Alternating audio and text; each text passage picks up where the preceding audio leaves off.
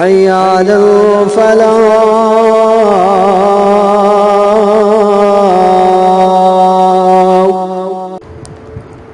بسم الله الرحمن الرحيم.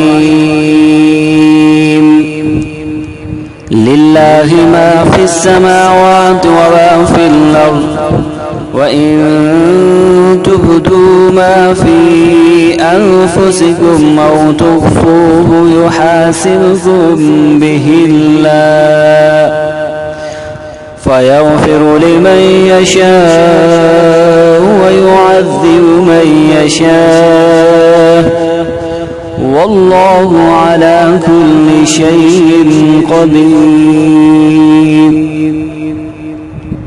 آمن الرسول بما أنزل إليه من ربه والمؤمنون كل آمن بالله وملائكته وكتبه ورسله لا نفرق بين أحد من رسله، وقالوا سمعنا وأطعنا غفرانك ربنا وإليك المصير. لا يكلف الله نفسا إلا وسعها، لها ما كسبت وعليها ما اكتسبت.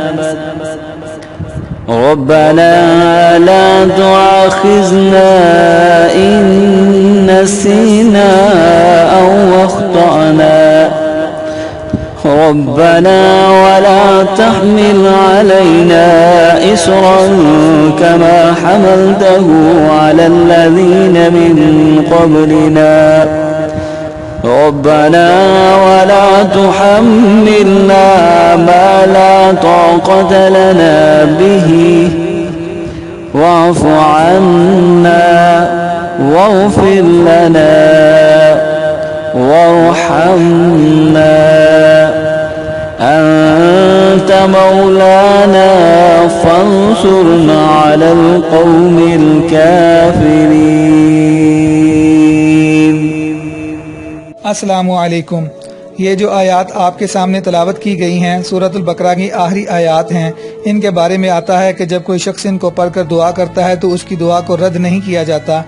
एक और हदीस में है, जनाब अब्दुल्ला बिन मसूद फरमाते हैं रसूलुल्लाह सल्लल्लाहु अलैहि वसल्लम जब महराज पर तशरीफ़ ले गए तो आप अलैहिस्सलाम को 3 चीज़ों का तोहफ़ा दिया गया, 5 नमाजों का, सूरतुल बकरा की आखिरी आयात का और उस शख्स की माफ़ी का जो अल्लाह के साथ किसी को शरीक नहीं बनाता।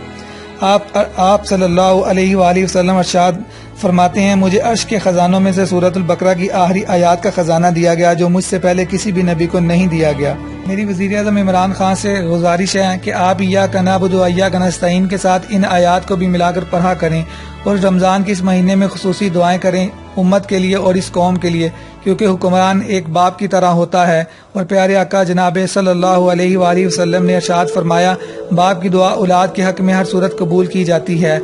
अल्लाह ताला हम सबको हदायत दे और रहम फरमाए। वस्सलाम। अशहदु अन्ना